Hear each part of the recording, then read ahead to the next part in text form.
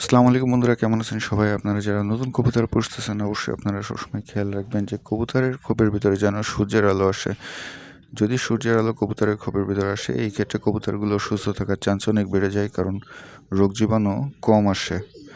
এই জন্য আপনারা সবসময় চেষ্টা করবেন কবুতর খোপ এমন জায়গায় রাখতে যেখানে সূর্যের আলো খুব সহজে পৌঁছাতে পারে। দেখেন কত সুন্দর সূর্যের আলো পৌঁছাইছে এবং কবুতরগুলো সূর্যের আলোতে কি সুন্দরভাবে বসে আছে। আর এই প্রোটিনটা কবুতরের জন্য অনেক উপকারী, বিশেষ করে শীতকালে। আপনারা সবসময় চেষ্টা করবেন যে কবুতর যেন রোদে যেতে পারে।